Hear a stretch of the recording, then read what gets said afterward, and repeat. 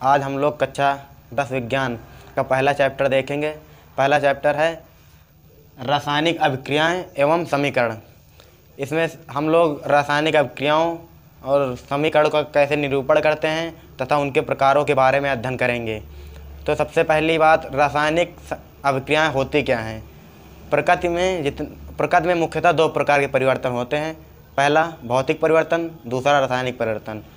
अब रासायनिक परिवर्तन के अंतर्गत क्या क्या होता है, मान लीजिए जैसे एग्जाम्पल के लिए ले लीजिए दूध से दही का जमना, यह एक रासायनिक अभिक्रिया है। खाना पचना भी एक रासायनिक अभिक्रिया है। रासायनिक अभिक्रिया ऐसे परिवर्तन जिसमें नए गुण वाला पदार्थ प्राप्त होता है रासायनिक अभिक्रिया कहलाता है। अब हम लोग देखेंगे कि रासायनिक अभिक्रिया का निरूपण कैसे करते हैं या रासायनिक अभिक्रिया का समीकरण कैसे लिखते हैं। इसको दो तरीके से लिखते हैं। पहला तरीका है जैसे कोई पदार्थ दिया उसके नाम से, तथा दूसरा प्रतीकात्मक रूप से। तो पहला मान लीजिए हमारे पास एग्जाम्पल के लिए ले रहे हैं कोयला। अगर हम कोयले को जलाएंगे तो कार्बन डाइऑक्साइड गैस प्लस ऊष्मा उत्पन्न होगी। इसमें कोयले को जलाने पर CO2 गैस प्लस ऊष्मा। अब यहाँ हम CO2 न लिखकर कार्बन डाइऑक्साइड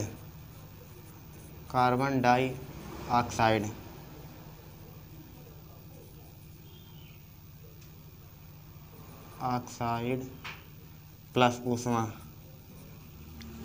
अगर हम ऐसे लिखते हैं तो हमको बहुत टाइम लगता है। अगर हम इसको सिंबल फॉर्म में लिखते हैं तो जैसे कोयला, इसका सूत्र होता है C प्लस। अब जलाने के लिए हम लोगों को ऑक्सीजन की ज़रूरत पड़ती है, तो ऑक्सीजन हो गया। इसको ये तीर का चिन्ह है, इस पार अभिकारक होता है और इस पार उत्पाद बनेगा, तो CO2 गैस प्लस ऊष्मा। प्रतीकात्मक रूप से लिखी गई अभिक्रिया है तथा यह कम समय लेती है। इस प्रकार की अभिक्रियाएं को लिखने में ज़्यादा समय नहीं लगता है। अब इसमें हम लोग देखते हैं अभिकारक कौन है और उत्पाद कौन सा है। तो जो वे पदार्थ, पहले समझ लेते हैं अभिकारक क्या होते हैं। वे पदार्थ जो रासायनिक अभिक्रिया में भाग लेते हैं अभिकारक कहलाते हैं। जैसे इसमें कार्बन तथा ऑक्सीजन ने भाग लिया, ये दोनों अभिकारक हो गए। और उत्पाद वे पदार्थ जो रासायनिक अभिक्रिया के फलस्वरूप प्राप्त होते हैं या बनते हैं, उन्हें उत्पाद कहते हैं। जैसे कार्बन प्लस ऑक्सीजन का संयोग हुआ तो CO2 गैस प्लस ऊष्मा दोनों प्राप्त हुई, यह हमारे उत्पाद हैं। तथा कार्बन तथा ऑक्सीजन अभिकारक। अब हम लोग देखेंगे किसी रासायनिक समीकरण को संतुलित कैसे करते हैं। मान लीजिए हमारे पास एग्जाम्पल है H2 प्लस O2, ये दोनों संयोग करके H2O यानी जल बनाते हैं। अब किसी रासायनिक समीकरण को संतुलित करने का नियम क्या है। वह कोई भी रासायनिक समीकरण या रासायनिक अभिक्रिया द्रव्यमान संरक्षण के सिद्धांत का पालन जरूर करती है। तो इस द्रव्यमान संरक्षण का नियम क्या है, कोई अभिकारक है, उसका जितना द्रव्यमान है उतना ही उत्पाद का द्रव्यमान होगा। द्रव्यमान संरक्षण के नियम के अनुसार किसी भी अभिक्रिया के अंतर्गत उसका ना तो द्रव्यमान नष्ट किया जा सकता है और ना ही उत्पन्न। दोनों का, अभिकारक तथा उत्पाद दोनों का द्रव्यमान बराबर रहेगा। अगर किसी रासायनिक अभिक्रिया का द्रव्यमान बराबर नहीं है तो उसको बराबर किया जाता है। इसी को रासायनिक समीकरण संतुलन कहते हैं। जैसे मान लीजिए ये एग्जाम्पल है H2 प्लस O2 बराबर H2O बना। इसमें हाइड्रोजन के एक मॉलिक्यूल है तथा ऑक्सीजन का एक, लेकिन जब संयोग करके बना रहे हैं यहाँ ऑक्सीजन एक है, हाइड्रोजन दो। तो अब इसको संतुलित करने के लिए हम लोग उसमें एक निश्चित संख्या से गुणा कराते हैं जिससे उसके मॉलिक्यूल बराबर हो जाएं। जैसे 2H2O, इसमें 2 से गुणा कराए, 2 दूनी 4, तो हाइड्रोजन 4 हो गए, तो इधर 2 से गुणा, 2 दूनी 4 हाइड्रोजन हो गए। ऑक्सीजन 1 2 ऑक्सीजन है, इधर 2 से गुणा किए, 2 ऑक्सीजन बन गए। अतः यह समीकरण संतुलित हो गया।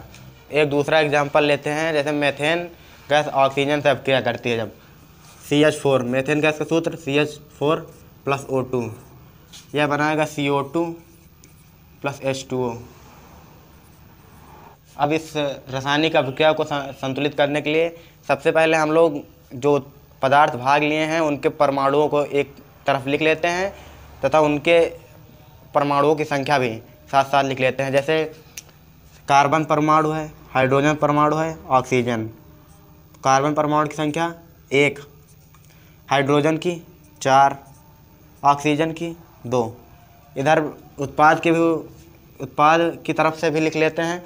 कार्बन 1 है, ऑक्सीजन 2, 1, 3, ऑक्सीजन परमाणु 3 है, हाइड्रोजन 2। तो अब हम लोग देखते हैं कि दोनों तरफ के परमाणुओं की संख्या बराबर है कि नहीं। अभिकारक के परमाणुओं की संख्या तथा उत्पाद के परमाणुओं की संख्या बराबर होनी चाहिए। जो बराबर नहीं होते हैं उनको निश्चित संख्या से गुणा करके बराबर कर लिया जाता है। जैसे कार्बन 1 है, इधर भी कार्बन 1 है, हाइड्रोजन 4 हैं, हाइड्रोजन 2 हैं, तो इसमें 2 से गुणा कर देंगे, 4 हो गया है। ऑक्सीजन 2 है, इधर 3 है। अब हम लोग जैसे टेबल देख चुके हैं उसमें, अब इसमें हाइड्रोजन परमाणु 2 थे, इधर 4 हैं, तो इसमें 2 से गुणा कर दिए, 2 दूना 4। अब हाइड्रोजन परमाणु 4 हो गए, ऑक्सीजन के 2, ये 2, 4, तो इधर 2 हैं, इधर 2 हैं, तो इधर भी 2 से गुणा कर दे रहे हैं, 2 दूनी 4, इधर 2 + 2, 4 हो गए। Carbon 1, carbon 1। अब रासायनिक समीकरण संतुलित हो गया है। अब हम लोग देखेंगे रासायनिक अभिक्रिया के प्रकार। रासायनिक अभिक्रिया के 5 प्रकार होते हैं। सबसे पहला प्रकार है संयोजन अभिक्रिया, तथा दूसरा वियोजन, तीसरा विस्थापन, चौथा द्विविस्थापन, पांचवा उपचयन या अपचयन रेडॉक्स अभिक्रियाएँ। संयोजन अभिक्रियाएँ। अब संयोजन अभिक्रियाएँ क्या होती हैं? वे अभिक्रियाएँ जिनमें 2 या 2 से अधिक पदार्थ आपस में संयोग करके नया पदार्थ बनाते हैं। संयोजन मतलब जुड़ना। जब 2 पदार्थ आपस में जुड़कर एक नया पदार्थ बनाएं, ऐसी अभिक्रिया संयोजन अभिक्रिया कहलाती है। उदाहरण के लिए कार्बन + ऑक्सीजन दोनों संयोग करते हैं, इसके पश्चात CO2 गैस प्लस ऊष्मा उत्पन्न करते हैं। कार्बन तथा ऑक्सीजन दोनों जुड़ गए हैं। जब 2 या 2 से अधिक पदार्थ आपस में जुड़कर एक नया पदार्थ बनाएं तो वह अभिक्रिया संयोजन अभिक्रिया कहलाती है। तो इसके बाद अब दूसरे देखेंगे वियोजन अभिक्रिया। वियोजन अभिक्रिया वे होती हैं जिसमें कोई एक पदार्थ वियोजित हो जाता है। मान लीजिए कोई एक पदार्थ है, वह अपने अवयवों या घटकों में वियोजित हो जाए, ऐसी अभिक्रिया वियोजन अभिक्रिया कहलाती है। एग्जाम्पल के लिए मान लीजिए H2O, इसका वियोजन करने पर H2 + O2 प्राप्त होता है। किसी भी पदार्थ का वियोजन 3 प्रकार से किया जा सकता है। पहला प्रकाश की उपस्थिति में, दूसरा विद्युत, तीसरा ऊष्मा द्वारा। और प्रकाश द्वारा जैसे मान लीजिए कोई पदार्थ है, उसको धूप में रखने पर जो अभिक्रिया होती है उसमें वियोजन अभिक्रिया कहलाती है। तथा विद्युत में हाइड्रोजन, जैसे हमने एग्जाम्पल लिखा H2O, जब इसमें विद्युत धारा प्रवाहित कराएंगे तो यह H2 तथा O2 गैस बनाता है, तो यह विद्युत द्वारा वियोजन हो गया। तीसरा है ऊष्मा द्वारा, जब किसी चीज़ को गर्म करते हैं तो उसके द्वारा उसके अणुओं में टूट जाना वियोजन अभिक्रिया कहलाता है। अब हम लोग देखेंगे विस्थापन अभिक्रिया। इस अभिक्रिया में अधिक क्रियाशील तत्व अपने से कम क्रियाशील तत्व को उसके यौगिक में विस्थापित कर देता है। जैसे एग्जाम्पल के लिए ले लें CuSO4 + Zn बराबर ZnSO4 + Cu। अब इसमें Cu Zn से कम क्रियाशील है, तो इसलिए उसने उसके यौगिक में विस्थापित कर दिया और विस्थापित करके जिंक सल्फेट यानी ZnSO4 बनाया। जब अधिक क्रियाशील तत्व कम क्रियाशील तत्व को उसके यौगिक में विस्थापित कर देता है तो उसे विस्थापन अभिक्रिया कहते हैं। आइए अब हम लोग देखेंगे द्विविस्थापन अभिक्रिया। ऐसी अभिक्रिया जिसमें 2 यौगिकों के आयन आपस में आदान प्रदान करके एक नया यौगिक बनाते हैं, वह अभिक्रिया द्विविस्थापन अभिक्रिया कहलाती है। एग्जाम्पल के लिए N2SO4 + BaCl2। अब इसके आयन आपस में आदान प्रदान करते हैं। Na+ आयन है, ये Cl2 Cl आयन के साथ जुड़ जाएगा तो NaCl बन जाएगा, NaCl प्लस बी ए आने से इसके साथ जुड़ गया SO4 के साथ BaSO4। अब समीकरण को संतुलित कर लेते हैं।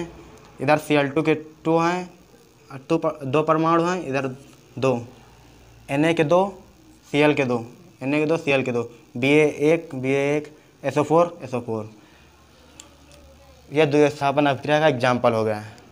अब हम लोग देखेंगे लास्ट उपचयन अभिक्रियाएँ। इनमें ऑक्सीकरण तथा अपचयन साथ साथ होता है, रेडॉक्स अभिक्रिया कहलाती हैं या उपचयन अपचयन अभिक्रिया कहलाती है।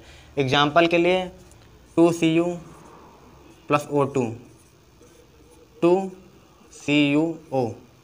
इसमें कॉपर की ऑक्सीकरण संख्या में वृद्धि हो रही है तथा ऑक्सीजन की ऑक्सीकरण संख्या में कमी। उम्मीद करते हैं कि आपको यह चैप्टर समझ में आया होगा। अगर आपको इस चैप्टर में कोई भी दिक्कत है तो आप हमारे सोशल मीडिया प्लेटफॉर्म पर संपर्क कर सकते हैं, जिसका लिंक डिस्क्रिप्शन में दिया गया है। धन्यवाद।